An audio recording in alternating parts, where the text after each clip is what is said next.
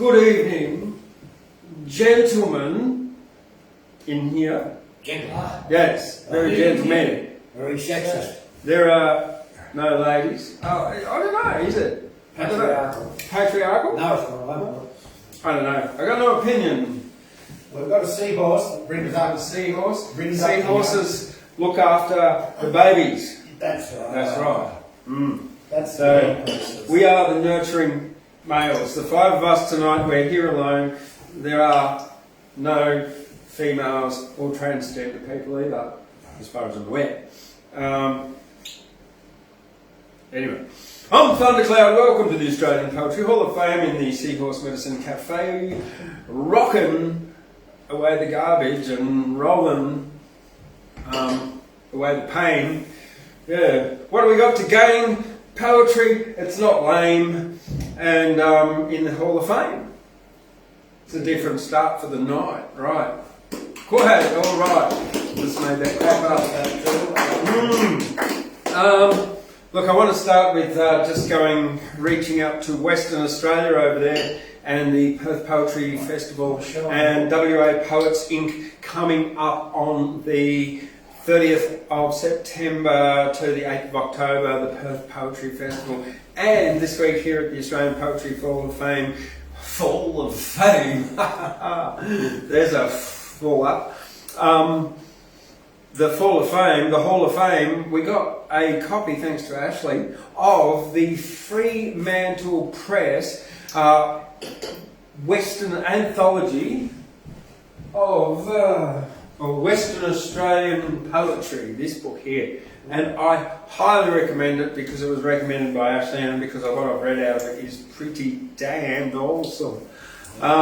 There's lots of First Nations stuff in language and in English too, so that's fantastic. This was songs that were recorded and videos like back in the 60s and pre that and stuff, and then translated and stuff, and so now we've still got, thanks to the incredible John Kinsella, who is, if you haven't heard of him, look him up because he's like published over 20 volumes of poetry and a bunch of other books and that he's edited and anthologies and whatever. Look, he's a pretty good fella. What else do I want to say? Get the book. Right, Perth Poetry Festival coming up, 30th of September, 8th of October. Also, and I just saw it I remember seeing this in my inbox today, you've got the Tasmanian Poetry Festival coming up too. And also, if you check out the Australian Poetry Hall of Fame's Facebook page, on there is a Zoom link to the Western Australian Poets Perth Poetry Festival, so you'll be able to watch from wherever you are in Australia. That's fantastic. Alright, well, look, because I haven't done it yet, I will acknowledge the traditional custodians of the land on which I broadcast, the Kamilaroi people, and the Banbai just close by, and all other First Nations all around this great continent titled Australia. Sad news today, the passing of a First Nations legend. I'm not going to mention his name out of respect, but if you look him up, you'll see. His surname is exactly the same as the new King's first name. So, yeah, there you go. A great elder, and at 78 will be sadly missed, and did a lot for Australian arts and culture and the telling of the truth of First Nations stories here in Australia. On that note, with the other passing, we've also had Her Majesty Queen Elizabeth II, who's passed away this week, and we've got a new far away King Charles III. Compassion goes out to both of them. They didn't ask to be born like that in that family, and they didn't ask to inherit all the wealth. Total compassion goes out to all the Indigenous people whose lands were settled and colonised by those. And it's probably just, there's been as in some places as divisive as COVID and getting vaccinated or not, really. So, but yeah, if we can, we're all one here on this planet, and we're all pulling together as best we can. You know, human, reptilians, the aliens out there, they're all coming down to visit us. So, whatever. We're all one in the universe and connected in the infinite quantum field. Hello, welcome Isabel. You're welcome. Duck on through. Quack, quack, quack. See, she waddled like a duck there. Okay, right. Announcing this book. What else is happening? The 9th of October, we've got the Poets' Breakfast here at the Australian Poetry Hall of Fame. We've got the amazing Paddy O'Brien coming all the way from the Tweed. Paddy worked here in Gyra, spud picking in the 60s, so it'll be fantastic to welcome him back. If you just joined us, give us a thumbs up and make a comment, because that helps in the metrics on Facebook and YouTube as well. And subscribe, and I'll say it now and I'll say it again later to remind you.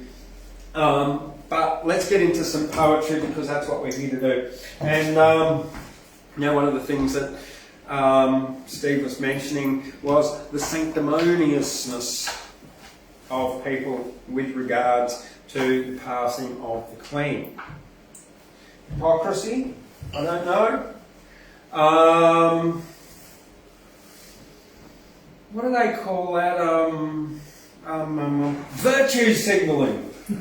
That's what it is, isn't it? That's a similar thing, isn't it? Sanctimoniousness. Yeah, being sanctimonious. Okay, this is here we go. I've got a book by Where There's Life, There's Spirit by Newlin. Norm was Yorty man from my memory here.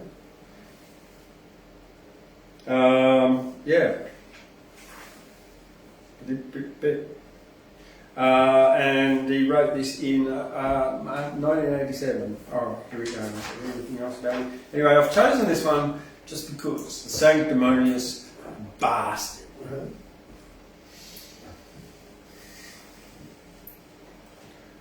Well, a sanctimonious bastard was that white man living in my hometown, sneaking around when the shadows were down after my mum's moot.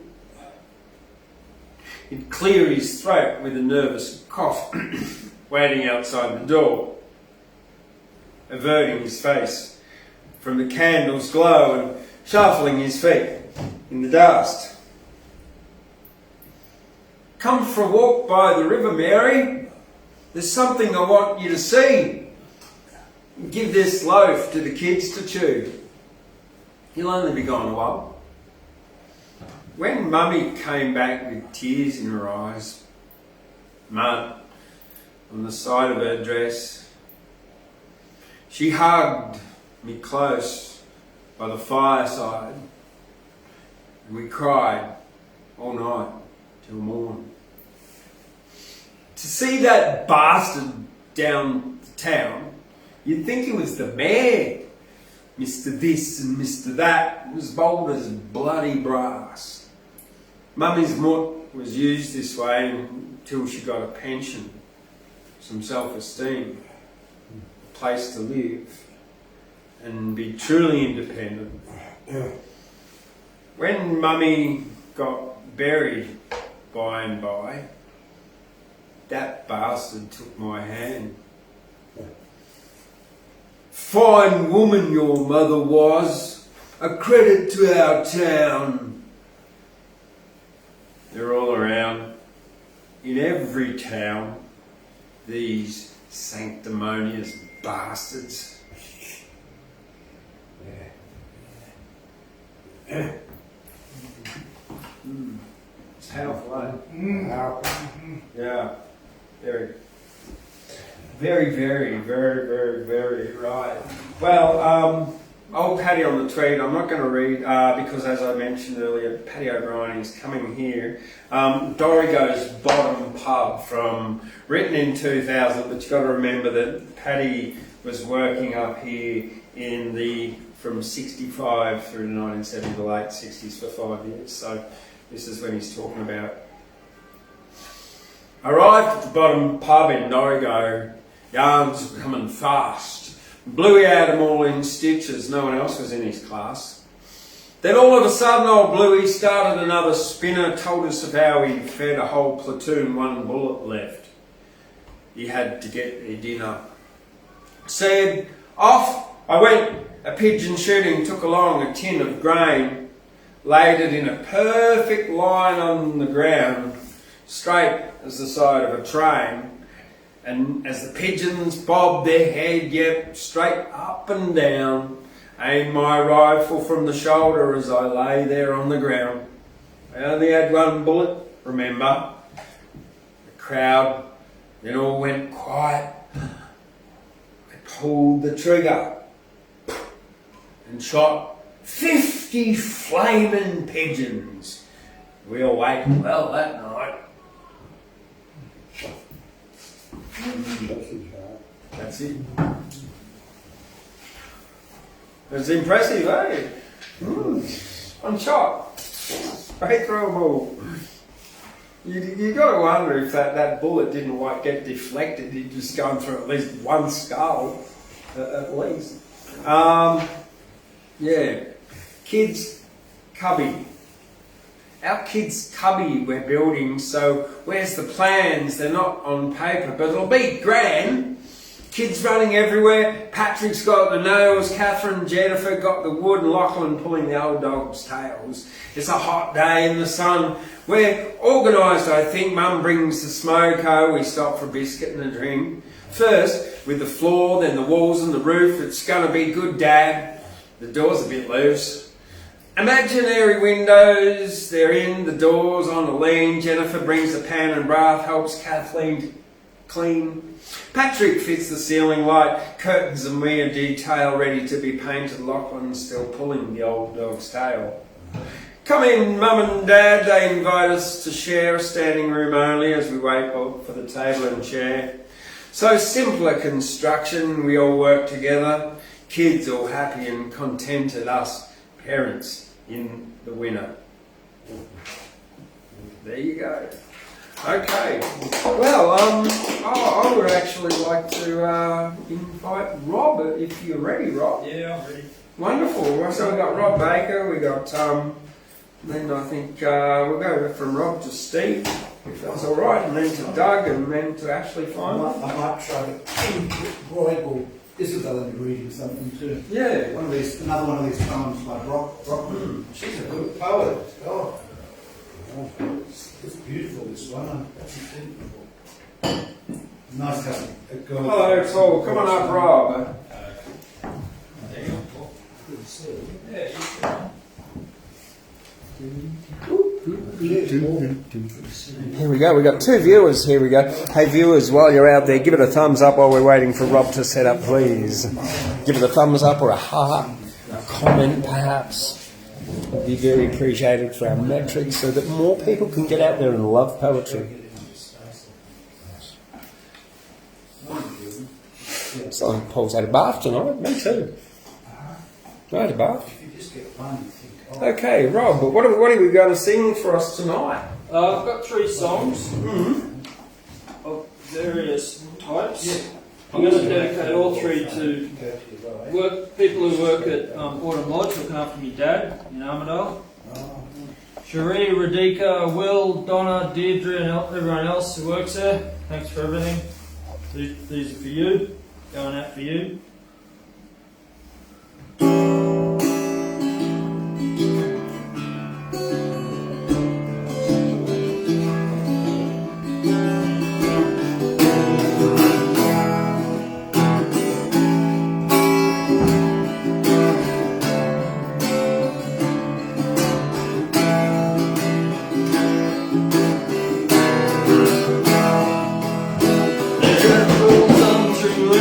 Faces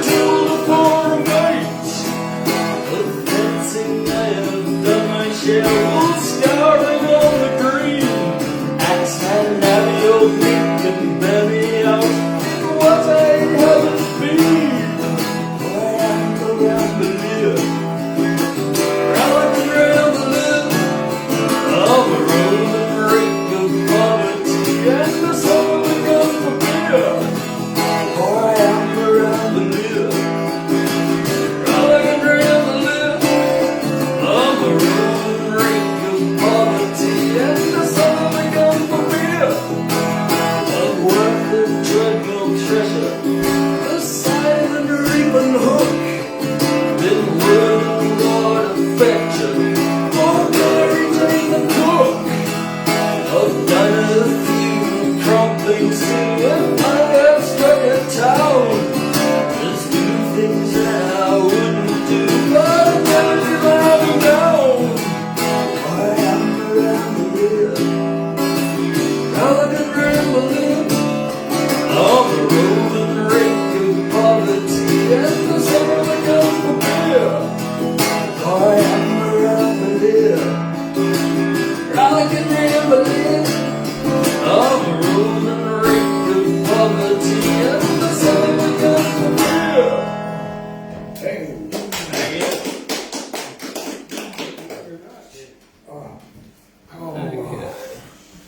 Wonderful, thank you, Rob.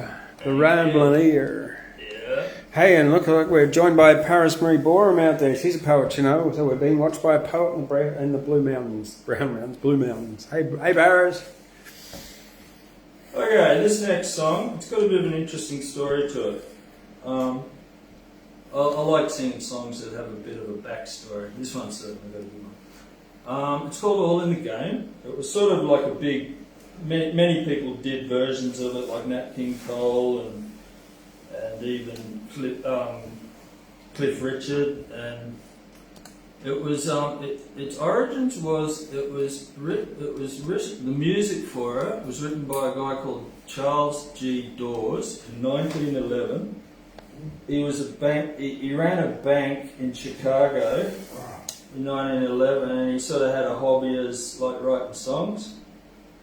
And he wrote this song, the music for this song. It was called, what was it called? Melody in A Major in 1911, and it got published, and it was a bit of a hit, like just on paper, like just published as sheet music. And then he later went on to become a vice president of the United States, like a couple of decades later, got into politics. So that's sort of like the interesting thing about this. The music for it was written by Charles G. Dawes, who was vice president from 1925 to 1929. And the president was Calvin Coolidge. And then in the year he died, 1951, another guy decided to put the words to the music, like to Melody in A Major, and that's All in the Game. His name was Carl Sigmund. And then another guy, like another famous singer, I forget who the first one was, had a big hit in 1951. But anyway, All in the Game.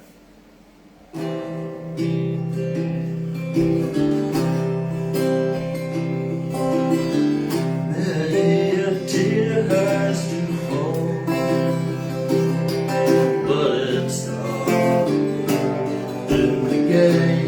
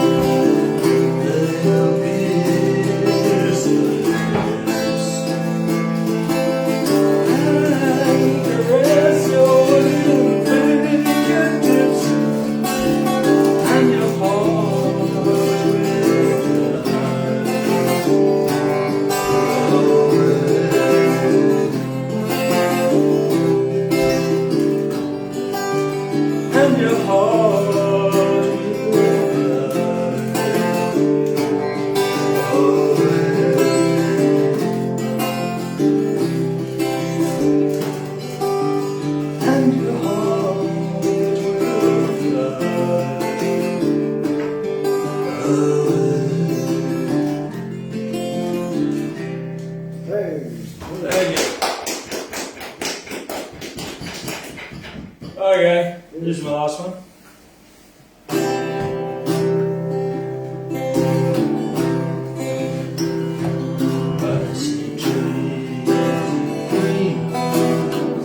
Red roses too, I see them bloom for me and you, and I think to myself, what a wonderful world.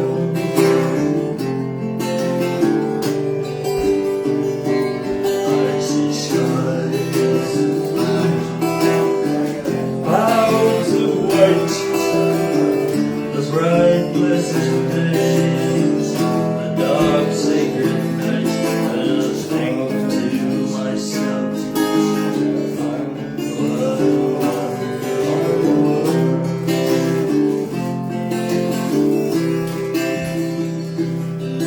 The colors of the rainbow, so pretty in the sky, are also on the faces. I see friends shaking hands, saying how do you do? They're really saying I love you. I hear babies cry, I watch them grow. They'll learn much more than I'll ever know, and I think to myself,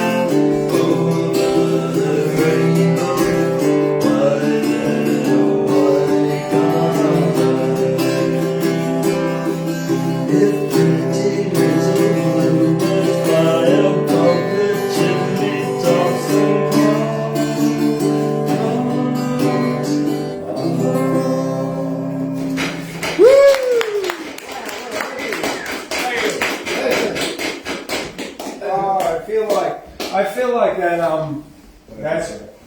Hawaiian dude, but much smaller. Izzy. Izzy, yeah. Izzy, yeah, him. Now, who did I say I was going to come up next? Steve, okay. Before we go, here's a thought. Doesn't need any comment, just a thought.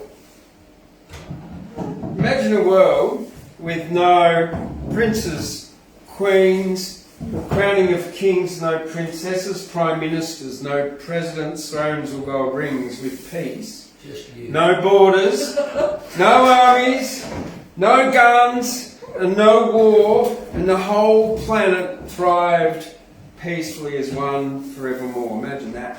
Wow. Yeah. Great, isn't it? Like, let's make it happen. Steve, come on up. Probably the people on Facebook didn't even see my face then. Anyway, yay, Steve! Do you want the podium? You can if you want to hide behind you. Steve. Yeah. There you go. This is called Poetry 2. It was the sequel to my last poetry poem. Rhyming sometimes and alliterating also. However best truth can be expressed in mysterious part sentences, lies poetry. This one's called Dead Belief. Birth is worse than death. Old believers knew this. 'Tis the reason poets, crazed by sublime fears and desires, recreated the cosmos into a sapient theology, making saints from madness and convincing the poor a divine harvest is only realisable after reality's toil. But such simple mysticism was punctured when heretical entrepreneurs mechanised Fortuna's wheel. Or maybe 'twas always trade that changed religion for all but the insane. There is despair in contemplating the old believers weren't that crazy, kneeling as they did for hours of torture before and for their livable relics. Thank you. This is a really weird poem, and I don't normally like to explain, but I'm going to have to do it this time. I'm very much interested in a philosopher called Nietzsche, who I'm sure you've heard about, who was a 19th century German philosopher and poet. But there's also, since he has passed on, his work has been taken up by a philosophy called postmodernism, which I'm sure you're familiar with as well, Foucault, Derrida, Lucy Irigaray. And I'm sort of really bigoted when it comes to postmodernism. I do like the wordplay, but I find it a bit, I think it breaks faith with the Nietzsche project. So this poem is called Nietzsche Unthinking Postmodernism. The philosopher Nietzsche overcame the nausea of Enlightenment's crazed optimism by hardening philosophy into poetic aphorisms. Ecstasy and depths, divinity and irony, truth ambiguous, pity treasonous, sincerity sly, fate goaded, glory liberated, existence made livable by thinking profundity into mirth. But from Foucauldian asses, he is but a reference. If there is power in rockstar contempt for the real politic, then why not radically donate the profit from the matter of their words to the starving and broken? If there is wisdom in pretending at pretense, Nietzsche intensely never joked about it. If there is discourse in the secretion of words into decipherable unmeaning, let's call it shit and remember to forget it. What? Okay, that's it. Cheers.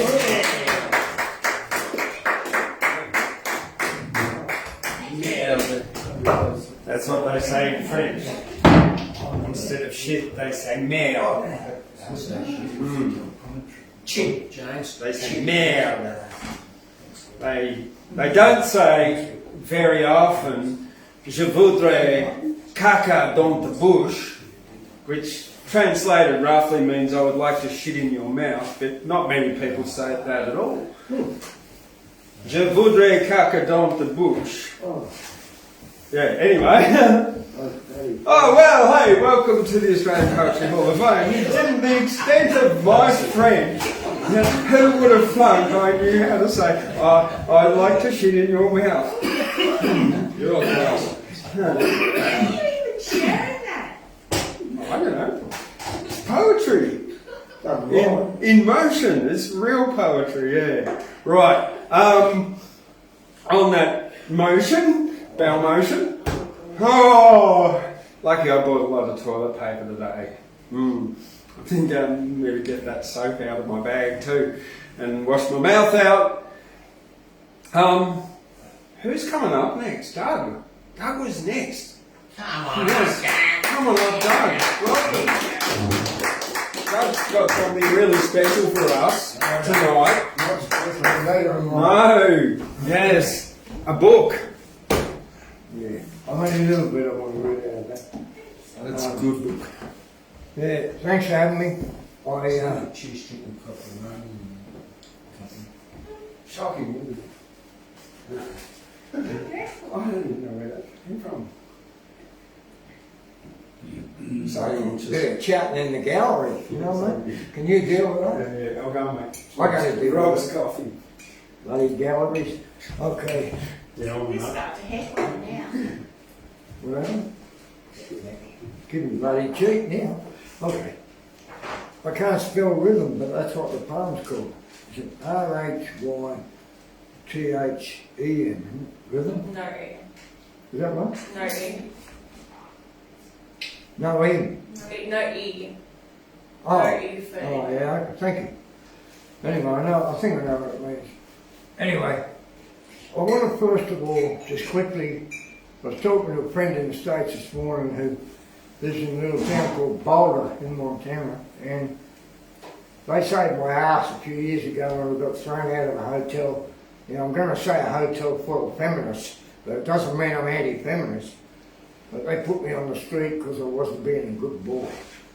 Anyway, these people, Connie and Dean, put me up for nothing. And I'm very grateful to you if you're watching. You said you were going to watch tonight, so whatever. But today we keep in touch. Bless you, Connie, and bless you, Dean, and all your chooks. You've got chooks everywhere. And the cold's coming, and I know all about that. Thank you. So this was, I don't know, I knew if I was coming tonight I should do something. And I've got Paul's t-shirt too, by the way. I'm not going to dodge it tonight. I've got it. Thanks, Anyway, that's a commitment. Get on with the poem, will you? Okay. I'm writing a poem just for tonight. It may be good, it may be short. Does it have to rhyme? Not all the time. And I was very interested listening. Is it Steve? Yeah. Yeah, I like how you did that one line after the next. I don't know if that's it. I'm only a novice. Well, so am I. Yeah, but I like that. It's sort of, I'm mucking around with all this rhyme, and sometimes rhyme gives me the shits. Anyway, I was talking to Paul, and I was going to do a short reader in that little book in a minute about rhythm, not rhyme. Anyway, but rhythm works for mojo. Rhythm and blues was my good news. Blues today doesn't have the same sway. The hope in me is kindled. Rhythm I seek. My mind taps its feet. The poem I do goes back through past. Was all that crap ordained to last? They made me learn, they made me them. My rhythm wasn't then working. I still cough, I still cough up my load of phlegm. You can work out what the phlegm is, it's up to you. The radar urn is not in front, the signposts have been damaged. The real me finds the road I need as I discard my baggage. You have the power to drag me down. Are you so sure of that? The power you own is just your throne. I must hold on to self. You are not me.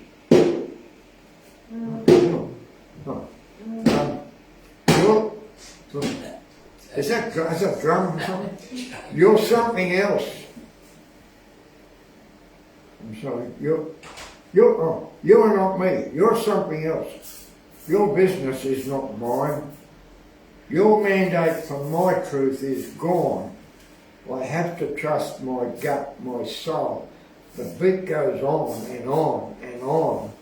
The heartbeat pulses loud and strong as I plant my springtime garden to the rhythm that found me. Wow.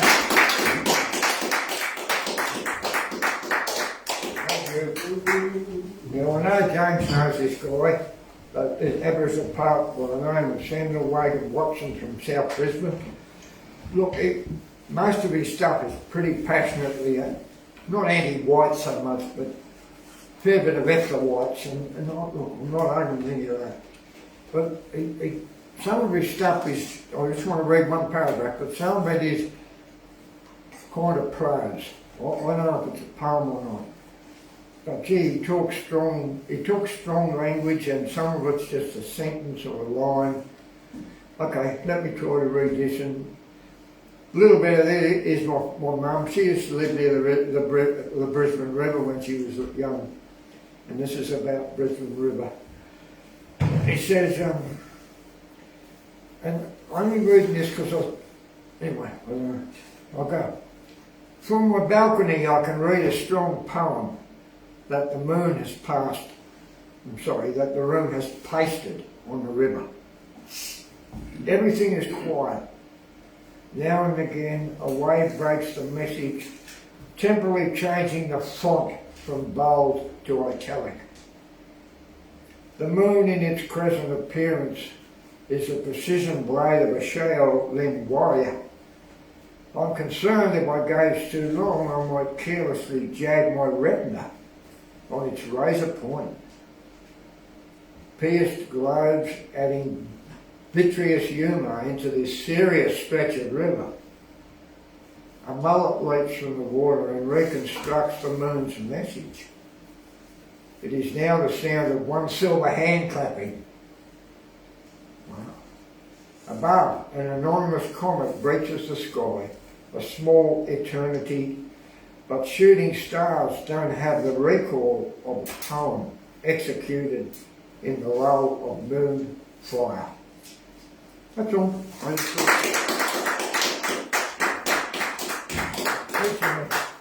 Thank you.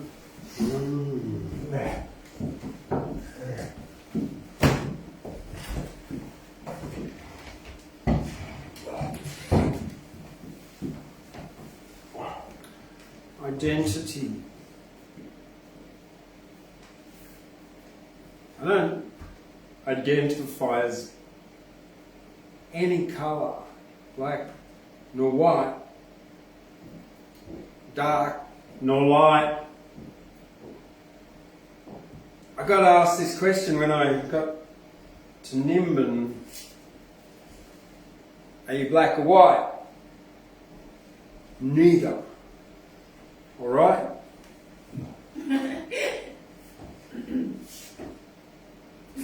I haven't ever seen a white person, and I could show you my arse and it hasn't seen the sun for a very long time and it's still not white. And I've never seen a black person. I've seen people with different grades of melanin.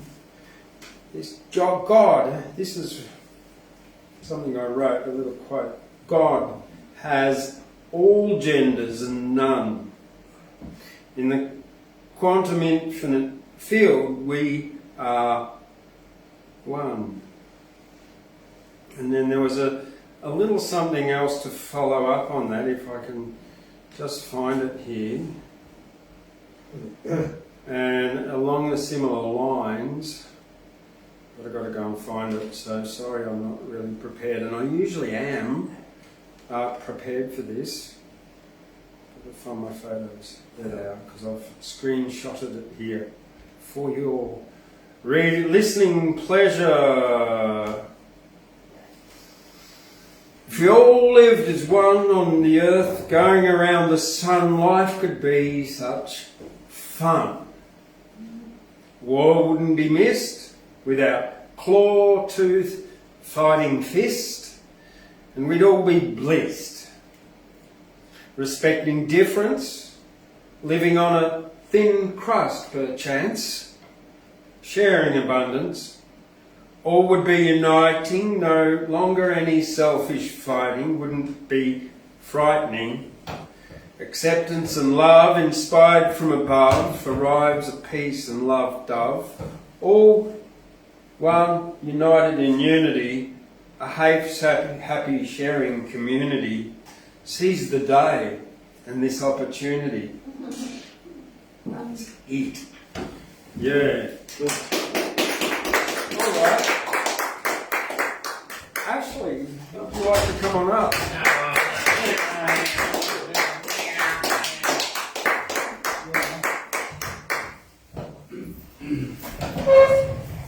Well, I suppose my give my voice off camera. We can.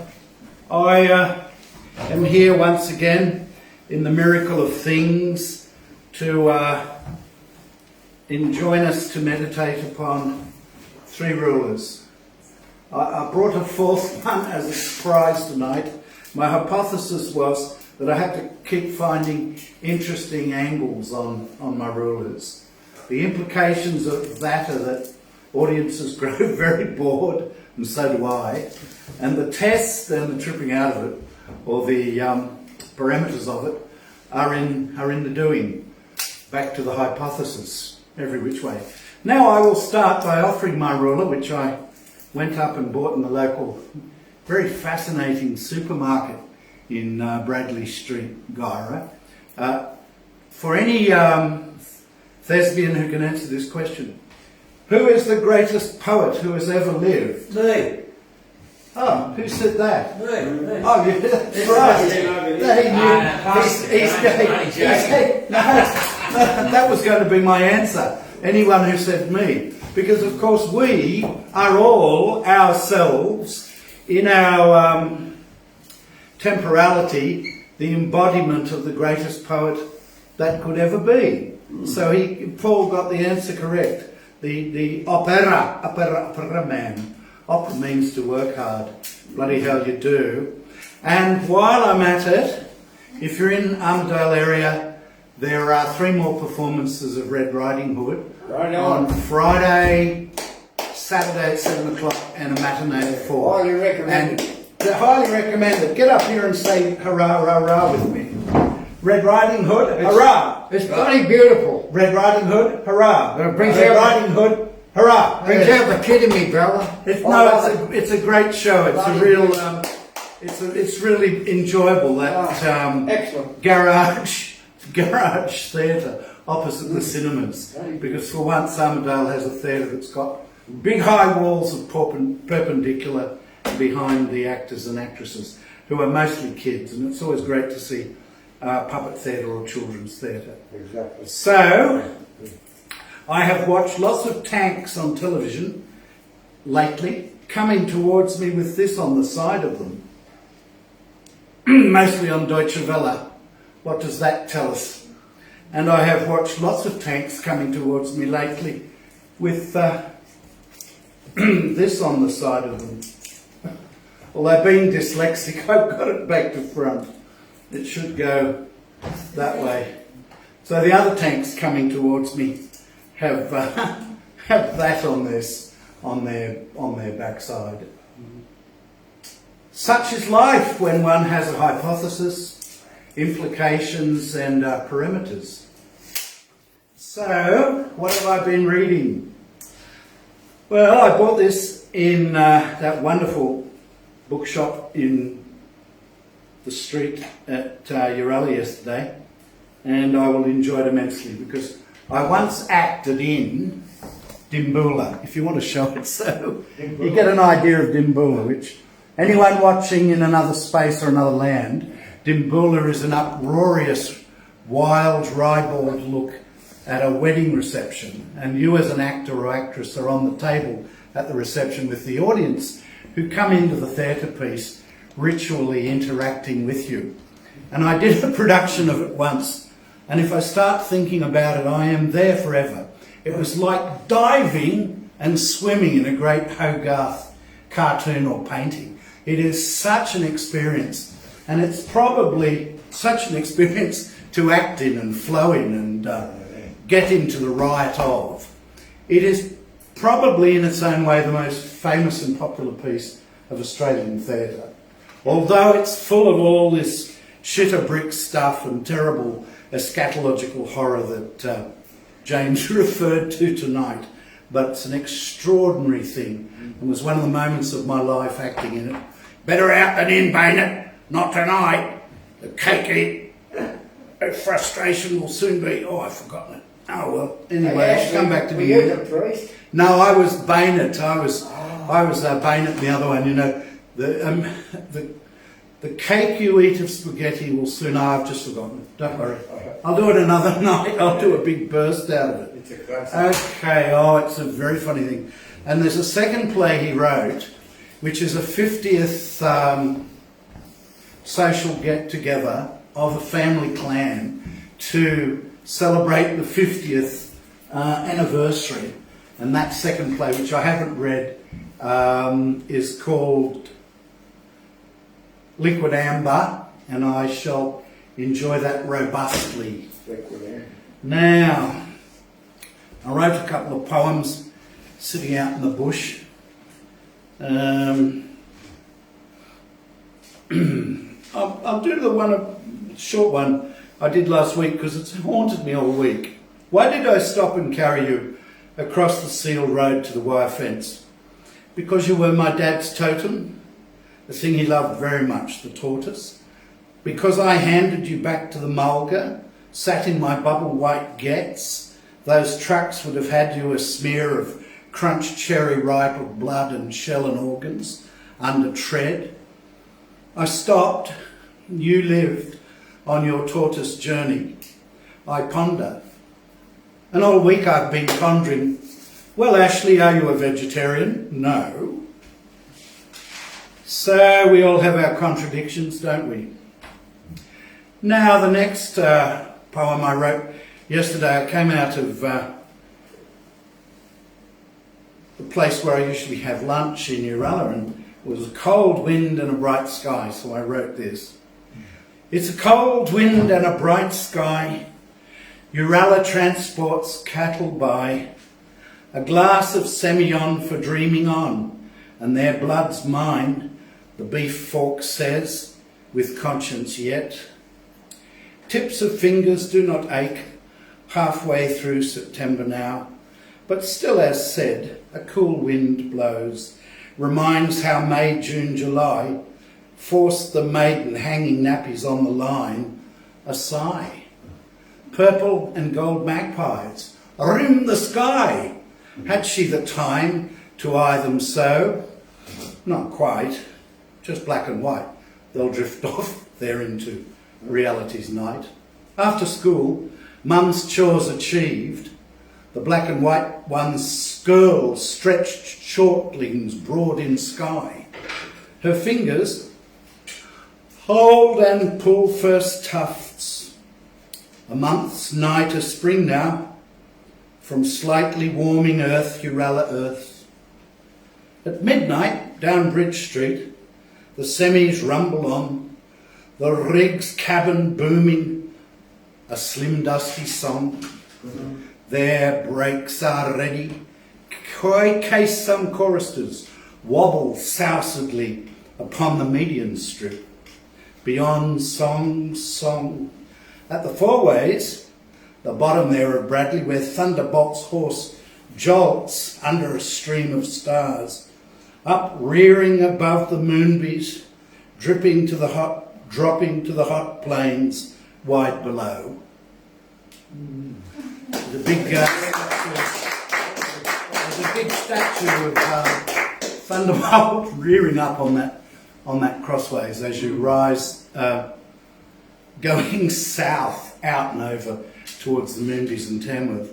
Although, as I think I've mentioned on a couple of nights here, it's not quite the south. It gives you, what is it? Have you chatted to someone about it? As you go up out of Uralla, you're not going south, but you have this profound sense that you're being pulled into the Antarctic southern world, but not so. So here's another one. It's like all the time I'm thinking about the parallax effect. We see something as a whole, but really it may be an illusion. And we see something as a part, and really that may be an illusion too. Well, before I read the next poem, something I've been thinking about. Something I don't understand. If I have three of these together, I have more or less a metre.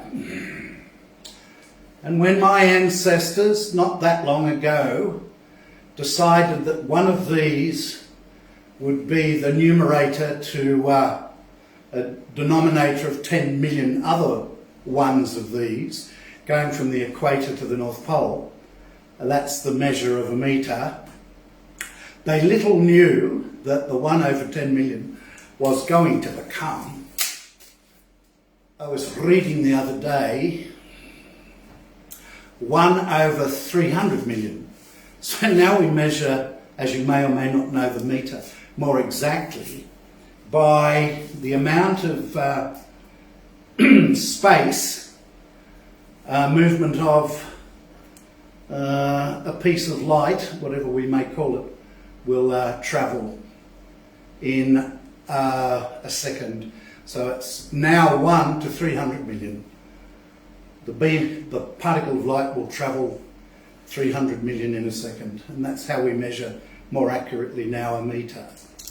What that means is that we're in a world that really can be poeticised. Now my last poem, and then I will read a short one by Stevie Smith. I wrote this sitting in that beautiful little park just down near the kindergarten, next to the railway line, which hopefully will come to life again. Right on. Because unfortunately we're going to become energy pressed on this planet. So railways will all have to be used again, even if we have semis with cabins full of slim dusty zooming towards the supermarkets of the south and north. This is called, it has got a name, Reading. A pile of poetry books offhand, profound way one flicks through. 5, 6 from the bookshop bargain trove. Excitement sets like a wine tasting conference as the vineyardists pop and swirl. So we, though I am alone on the slow end of a dusky summer arvo, look for that cropping, that vintage of mind, consciousness, mind, where the lot comes forever in a new set of images from words. The lot, where in spite of weeds, new spaces, time opening to fecundities of enfreedomed possibility. Articulations liberating like the planets seen, looking back on their sun, possible through the streaming of light. And you, after the poet's name, flick in the 3rd volume, any old or new name will do. Peruse a quick flick down the poem titles, pausing towards page such and such that takes your fancy. Fancy is as fancy does. Her 12th poem from the bottom. I like that title. Do so look for an opening rhyme. An appealing and appealing ringiness to the ideas afurl, looking into the mystery of things we take upon. And down the next page, flick along, that couplet, how to set to song. Now I'll close this tract, this to me tome, and page another title here, going through my 7 books. I fear whispered, till whispered silence bears away all music in that musing clasp today.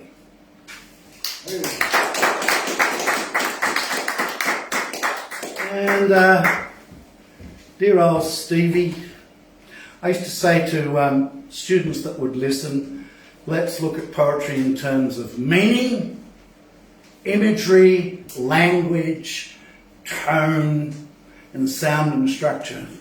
And certainly with dear old Stevie, we have a rather blank, bland, but Blakean mystical tone.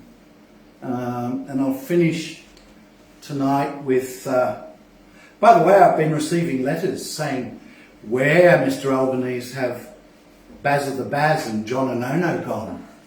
And so I can assure you, we are about to return next week to Baz of the Baz and John and Ono, though it's very scandalous what has happened many months back to their benighted fates. More of that anon. So I shall finish with the English visitor. I don't know, I had Scots ancestors and English and Italian, so it's got some sort of wacky echo for me, this poem. The English Visitor by Stevie Smith. In the graveyard, by the tomb of Alan Blair, on the mighty Scottish mountain, knelt the English visitor. Oh, my darling, why did you leave me to lie so cold where I cannot come? I only wish to have you by me in the busy town. How beautiful are the Scottish mountains. Their backs are like ancient mammoths, so quiet, and I should like to walk on the mountain while it is light. The people frowned to see her looking. Alas for Alan, that fell in with such a woman. Why is she here? What has she brought her? She has no thought for him.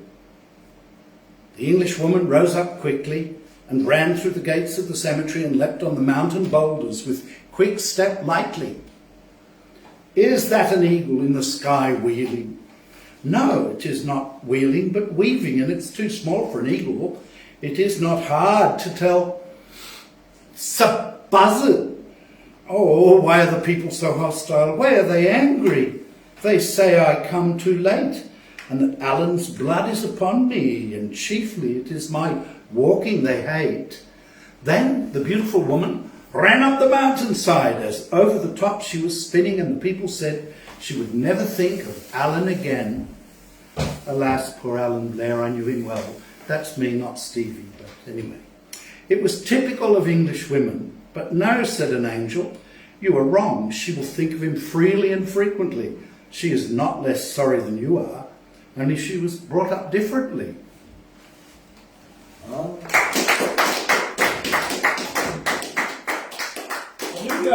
Do go and see Red Riding Hood if you get a chance. It's a very fascinating experience. Wow. No, Red Riding Hood. Now, someone mentioned the other day the original story of Red Riding Hood, the wolf, had Red Riding Hood eat her grandmother. Gross. Yeah, it's delicious. Yeah, you didn't know that, did you? No. No. Okay, in a minute, I'm going to invite, is he a wolf in sheep's clothing or a sheep in wolf's clothing? Mutton dressed up as lamb. Paul! Come on. Oh, come on. Oh, sing us a song. I'm coming.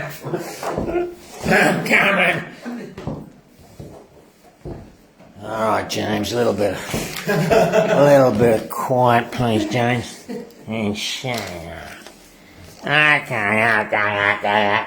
Now, this fella a pretty privileged upbringing. His parents took him everywhere, but he always found his way home. Now this fella invented the question mark, and not many people know that. This fella grew up pretty poor, James. How poor, Paul? Well, he was so poor that his mum cut the bottoms out of his pockets to give him something to play with.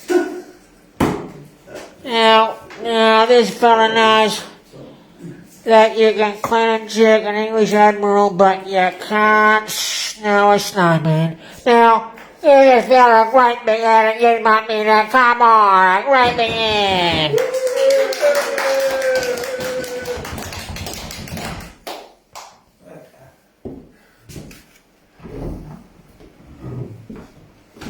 Now look at Rob.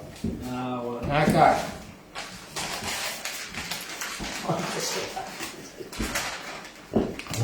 Trying to catch up with Jane and do the paper, but I can't use the computer. I've got to write things down. I can barely read neither.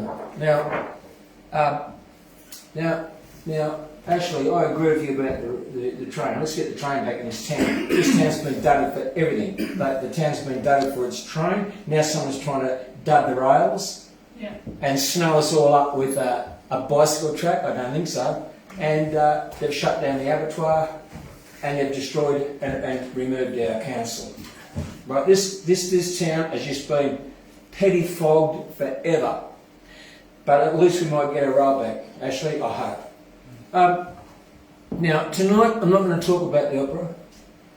I'm not talking about the opera. Everyone's bored with that. Not No, me. they hate it. Not me. I don't know. No, of course, actually, but you're sort of, shall we say, a slight cut above the average knob that sort of watches this show. Okay, now, tonight we're going to talk about... Yes, viewers. What a show! Well, What a bloody show! well, Keep going. No, listen. I'll just make mention of three great films in three great epochs and eras. Now, the first one. Now, by the way, this is a YouTube deal. You won't see this on YouTube, but you can buy these films. You can buy these movies. Not very expensive. They're worth the money that they charge. You can order them online. The first one is a 1936 movie in black and white called The Bandera. Now, this was a sort of a classic movie of its time by a great French filmmaker called Julien Duvivier. Now, Julien Duvivier had a regulation sort of set cast of people.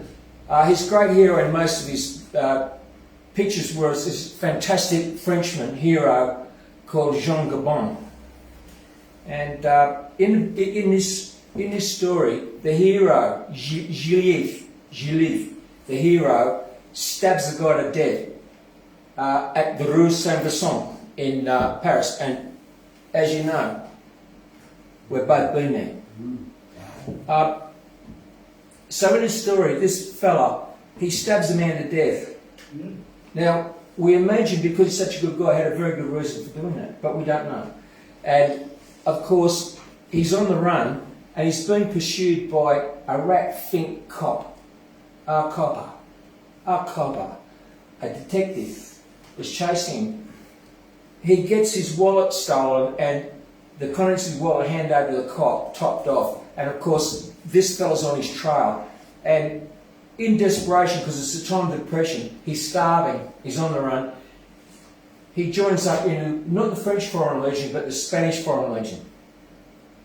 Now, Duvivier probably tried to get a thing going to the French Foreign Legion, but it didn't work that way, I suppose. But it's very interesting because a lot of the set scenes in the movie actually shows the Spanish Foreign Legion. So, a movie that's a story of a soldier is interesting if it's a good soldier story, not a stupid one, not like Rin Tin Tin. So this poor fella, this great fella, it shows all the antics and what happens in this matter. And of course, the detective follows him into the Legion. And this becomes apparent to Gilles, the hero, through a lot of circumstance. There's a great in the casting, Pierre Renoir, the Capitan of the Legion, plays a great part, and they have to do a volunteer. He calls for volunteers for a suicide mission in Algiers. It's going to be like not much chance of survival, and of course in the classic scene, he tells everyone that we're all going to die. And he says, "I want volunteers." No one steps forward. And of course, this fellow says, "I will lead the brigade." They all step forward. It's very heroic. At any rate, so I won't be long, James. That's all right. I'm just going to bring your camera around to front on. Yeah, okay. So anyway, great movie. If you can get it or buy it, it's called. Of course, it has a very sort of a heroic ending, and in this movie, even the baddie becomes a hero. There's some great scenes in it. It's harrowing. It's sort of. It takes you deep into thought. Of course, the hero dies in this terrible circumstance, and his memories carried on by his enemy. So it's kind of a tragic but wonderful story. Great acting in black and white, and it's quite historic because the scenes that were shot were of the world in that time, and it was shot in a modern way that they didn't shoot movies then. So okay. That's the first one. What's that? Could you spell it, please? La Bandera. Labandera. La Bandera. Nothing there. La Bandera. Julien de Vivier. Okay. The next, now we step to 1974, from 1936 to 1974. And I think this is the greatest movie ever made. Now, I'm not a movie fan, right? I'm not a movie fan. I don't watch much movies. I haven't got the concentration. I go to sleep or something, or I just don't even go. But anyway, this great film, I saw it when it came out, and when I first met my girlfriend, I wanted to take it to. It was an X-rated movie, I thought we'll go to X-rated movies. So I thought it might do me some good. I thought it might make a man of me, good me and you girl. Like stupid things you do when you're 20-something years old. But it is an X-rated movie. It was at the time. But what this great movie maker made was a series of excerpts from the Arabian Nights. And it's called Pasolini's Dramas. Paolo Pasolini shot this great film. It couldn't be made today. I don't know how he made it then. And it's a story of a slave, a little poor guy, that wins a slave by circumstance, a woman, a girl, at a slave auction because she chooses him to be her master. And of course, he has her dudded away. In the Arabian Nights, all the stories have got terrifying and wondrous and sort of tragic circumstances. The circumstance that happens to people is amazing, and the stories are amazing. Have you seen the whole film? It's a difficult film to watch all the way through, actually, because it's very long. I had to see it 3 times. I've seen cut-up versions. Yes, the cut-up, and I think the one that you can buy online is being cut up. It's not the original, Yeah. but they took a lot of scenes out. Now it's very graphic in some respects, right? Now James, are you allowed to say man's dick in this place? Yeah. All right. It's got a lot of man's dick in it too. If you're interested in that, strange things after 50 years. you can see a lot of I see a lot of man's images dicks. from it as you talk. Yes, it's if you like that, if you're you're into that sort of you're aficionado, you like to have a look at that man's That dick. strange Plenty of it. that mud city. That's correct. That's correct. You've seen it. Anyway, but some of the stories are so heavily entwined that they're hard to imagine. They capture imagination, but it's hard to resolve the stories. And these were excerpts from Arabian Nights. But I could talk about great scenes in it. In fact, it'd be a good thing to watch it with someone and discuss those matters. But I've read the Arabian Nights. Actually, when you get through, what's his name? The translator, Richard Burton's translation of Arabian Nights. That's the guy that found Dr. Livingstone, I presume, that found the resource of the Nile, whatever. That great translator. But when you read through the Arabian Nights, you start to realise that most of the stories are pretty crappy, but some are very exciting. Anyway, it's a hard read. So that's Pasolini's Arabian Nights, 1974. Please watch it. Now, Who did it? Now, a man called Paolo Pasolini, Italian guy. Pasolini made some classics when we were at school that everyone had to see because they were raunchy. The Decameron and Canterbury Tales. Okay, they were 60s sort of movies that school kids want to go and see because they are pretty racy. Okay. Alright. Pasolini's Arabian Nights. By the way, hi Julie, my sister. I hope you're okay. I've been away a few weeks, breaking rocks, doing time again. Now, the last film I'll talk about is by a very offbeat guy, Aki Kaurismäki. Now, Kaurismäki is a Finnish filmmaker. A very amazing guy. Of course, it's an auteur. What he does, he dreams up the story, he writes the script, he directs, produces, and edits everything. He's a one-man show. Now, he's made a lot of movies. And I just mentioned these movies for the YouTube watchers. You can't see these movies on YouTube, but you can buy them if you're interested. You'll see excerpts of the movies. Crime and Punishment, Calamari Union, Shadows in Paradise, Hamlet Goes Business. Now, he made an offbeat movie called Leningrad Cowboys. Is he the one who made that? He made Leningrad Cowboys. He invented the Leningrad Cowboys. Now, you can watch excerpts of Cowboys, it's fantastic. It's really fantastic. And again, with Paris-Maree, everything he makes is so sad it's hilarious, and so hilarious it's sad. He's just a marvellous way. He doesn't allow, he has an ensemble of players in his movies, the same cast all the time, and he doesn't allow any overacting or any shots or any fast cuts. The world of sound isn't in high fidelity or FM, it's in AM.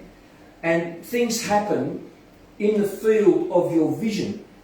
Like, what you're seeing doesn't cut in and out every 30 seconds, like Star Wars. No, it's a podium set shot. And that's how he shoots his movies. Things come into view. And it's not over-explained. And he made the Matchstick Factory Matchstick Factory Girl, and he made a movie called I Hired a Contract Killer. These are offbeat, little, strange European movies. Very famous, though. They're very famous, but of course you won't see them in Australia. You'll see nothing like that. They'll never make the cinemas or even get onto popular TV shows or anything like that. Okay, so now the great movie, in my opinion, he made, and this is worth buying with the English full subtitle, is a movie called The Man Without a Past. That will have an effect on your life if you watch that movie, for sure. It's such a grand tale. It's so sad and it's so wondrous. It has a happy ending too, which is good. It's uplifting. And it's the travail, it's the story of this average guy, a working guy, a welder, that travels into Helsinki from the bush, from the country, and gets beaten to death by thugs. Beaten to death. He actually dies in flatlines, but then in charismatic ways, he springs to life, pulls everything off, straightens his nose up, and is found by a riverside, and then the story begins. And it's a story of a man who completely has lost his identity and mind, and what happens, the circumstances happen, and how he affects other people. It's a great movie. It's very uplifting, and he's kind of put in the care of the Salvation Army, and he gets a job in the Salvation Army shop, you know. Right? It's hilarious, right? And in the back room of the Salvation Army shop, there's these sort of squares, these Salvation Army young guys that work there, all in a Salvation Army gear, and they're strung away on guitars, kumbaya, they're playing sort of folk music, right? There's four of them, right? And this guy sort of corrupts and become a rock band. Now, there was a Finnish rock band called the Batting Rockers, and the big man out of that was Marko Visto, the bass player. Lovely guy, great singer. And in the movie, there's shots of Marko Visto singing these great songs. And you know, and it's beautiful. The songs are different because they've got beautiful harmony, guitar sounds in them, different than what we hear in normal rock and roll. Fantastic. And of course, has a happy ending with all these poor people. It's a sort of a tale about what happens to poor people that are outside of the mainstream. A great movie. So that's called The Man Without a Past, Aki Kaurismäki. Is that okay? Alright, I think that's all I've got to say. Wow. Now You know, there's been whole books written about that film, The Man Without a Past. The Man Without a Past, you see, what it got great acclaim at the Cannes Film Festival, I see, but Kaurismäki couldn't make any money. He's poor. Kaurismäki's a great man because he's a total dedicated pisshead. He's a chain smoker. Great man. A man like me. Okay. Yeah. Hang on, James, I'm not done yet. Don't run me off. Do you want to hear more from me, or do you want James back on? Song! What a song! Alright. Okay. I just put this over here. We'll never watch that for this thing. Right. Well, I'm going to recite a song you've all heard before, but it's an old bit of goodie.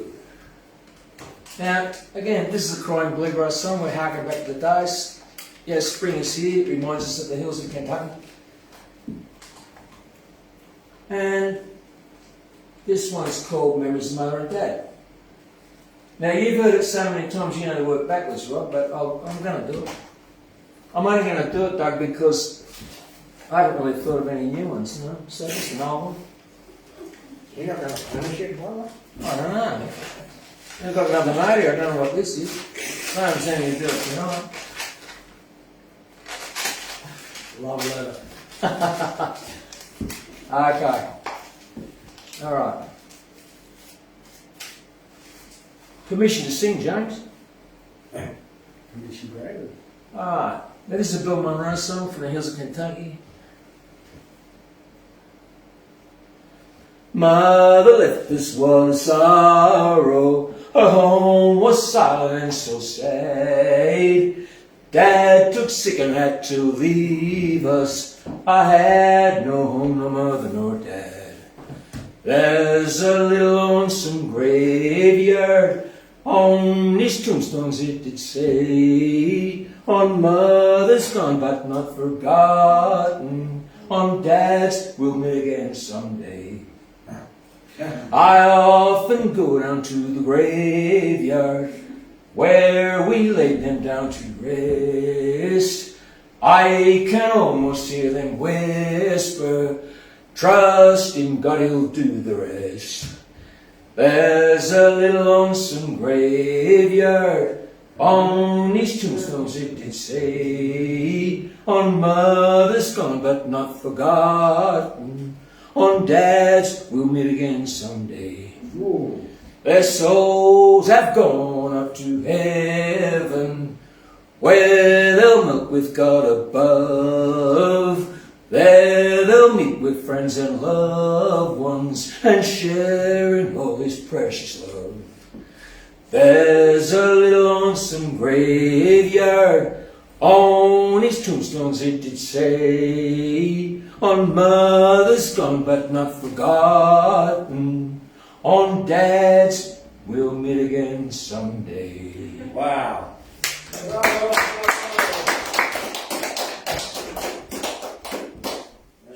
Shamanistic. You forgot your sheepskin. No, shamanistic. Not sheepskin. Yeah, I'm reciting this. Right. We've been watched tonight by a live audience. Where do they live? They're in the Ooh, walls. Blue Mountains. Right. Paris-Maree Boreham, and she sent me a poem to read. Reflecting. Are not humans so amazingly unique on their own, especially the modest who make themselves less shown? For others to pass by them so they can all be seen, check out those people and where they've all been. Backstage they have their workers and working hard their core. Main stage we have the famous, greedily for more, supporters who applaud them to boost their vanity. Interesting people brings diversity. Though we wouldn't know the difference if each were each the same. Guess the modest will come forward if it were not for the vain. Impossible the difference while one mingles with so many. To see them all the same is immoral and canny. We label and we group them by age, name, sex and race. Look them in the eyes and judge them by their face. We see those ones that are well off and those that aren't as rich. The in between, the common sense, the criminal, that which. Family all one blood and friends are close and few, perceiving everyone and that person that I knew. Consider educated and deem the others dim, and then there are the sinners and those who never sin. Yet I never even met you, the one unrecognised, though I heard so much about you. Then I generalised the stranger, the foreigner, peculiar to me, the shadow emerging from before, the one who's yet to be. Hence I am confronted by the missing puzzle piece. For the person that I don't know, my thoughts will never cease. As I gaze my own reflection with a different kind of view, the curtain falls upon the past and all I ever knew. Thanks, Paris. But are you going to do something for us there, Isabel, in a moment? Read us some. I've got a couple of haiku. So, well, if any of you are on Facebook, there's a group called the Australian Haiku Society. Now, a haiku is a 3-line Japanese form of poetry that has 5 syllables, 7 syllables, and 5 syllables. Then there is also Senryu, there's haiku, other stuff and stuff like that. So, yeah, I joined the Australian Haiku Society. But when you join, you've got to answer the questions. Would you like to join Australian Haiku Society? No, sorry, it says, what does it say? Sorry. Why would you like to join Australian Haiku Society? I am a poet and also write some haiku. This is a haiku. Do you agree to the group rules? Consent is given. Consent is given. I will follow the group rules as best I can. Haiku. James, did you make it in on all that talent? Fuck yeah. Okay. Yeah. If I were a cookbook and you had a look, I'd have a recipe for success, for appreciation, how to be your best, how to listen to your inner voice, how to make the best choice, how to be happy in your life, but not how to stay happily married to your wife. Yeah.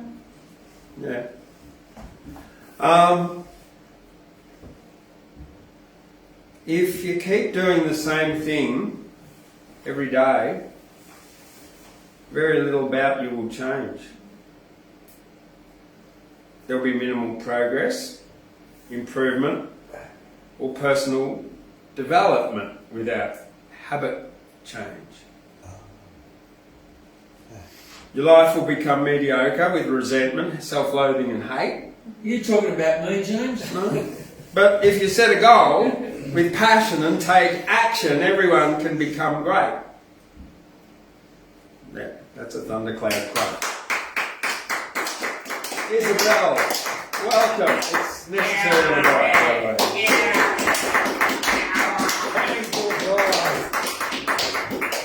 Isabel is going to read from the new book here, The Anthology of Western Australian Poetry.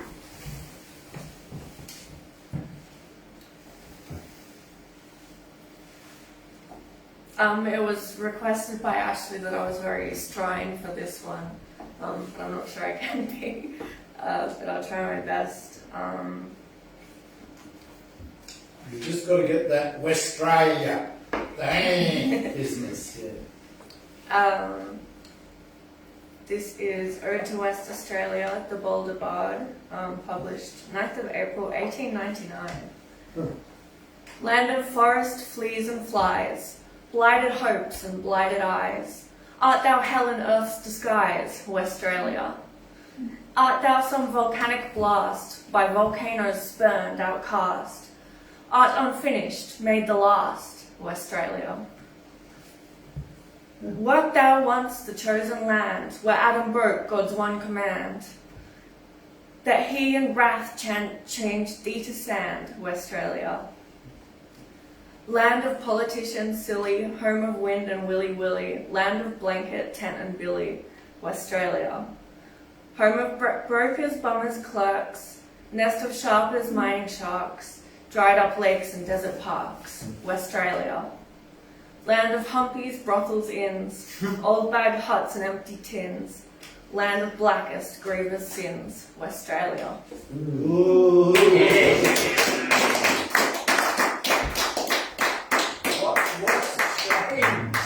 What's changed?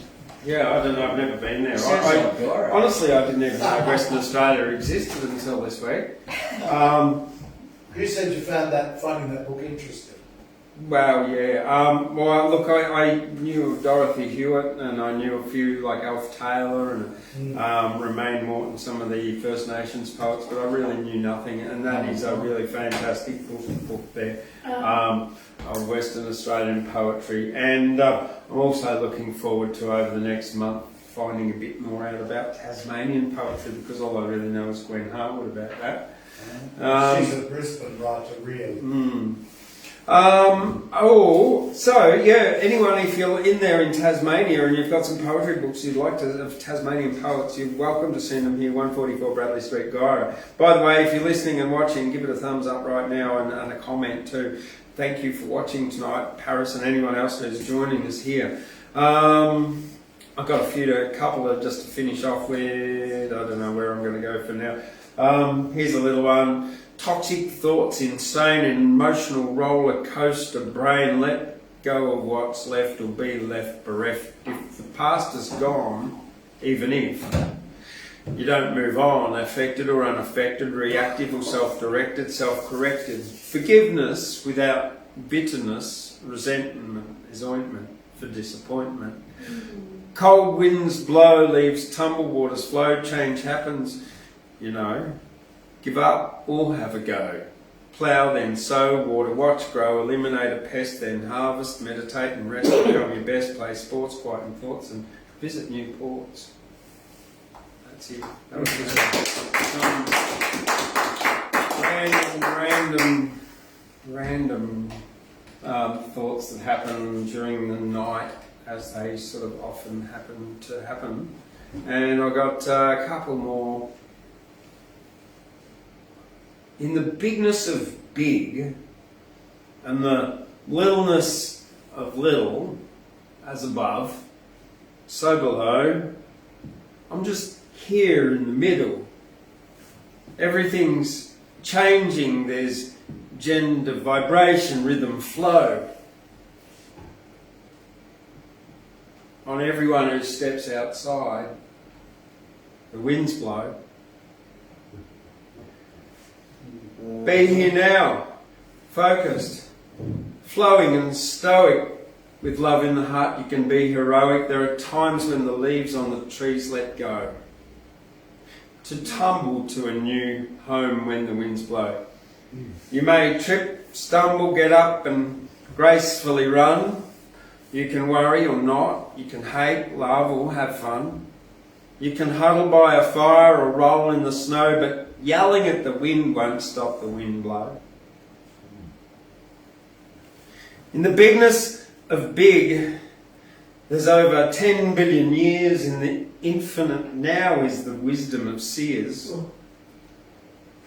Holographic illusions mind puts on a show.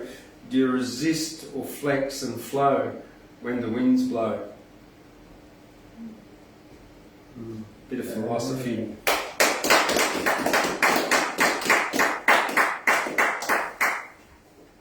And this was written in the shower this evening. I had to get out and write it and hurry up and dry it. But there's a few more bits to it because they're sort of down in the comments. But the main part of it, and it began something like this. If you keep doing the same thing every day, or did I read this before? Yeah. Oh, okay, because there's comments, there's a whole bunch of other parts for it. There's another 3 verses that I've written, so I'll just read you the verses. If you don't imagine a better life and change your situation, then it's possible you'll be resentful, angry and live in frustration. Every human has potential for continuous growth and creation. If they believe in themselves, they can create and change any situation. The words we use to describe ourselves are true from our own perspective. So we must change the things we say about ourselves if we want to be self-directive. That's all. More philosophy. So that's it from me. Thank you very much, everyone. I thought it was going to be a small night with just like a few of us, but these are all other people wonderful who turned up. Thank you for the everybody, yeah, and the people out there, and give it a share, please, and share it about, yeah, on Facebook and on YouTube, and subscribe. Thank you very much. And if you've got any poetry books to donate out there in the world, send them to us, because we can always do with more beautiful poetry to read to you. Thank you very much. Good night.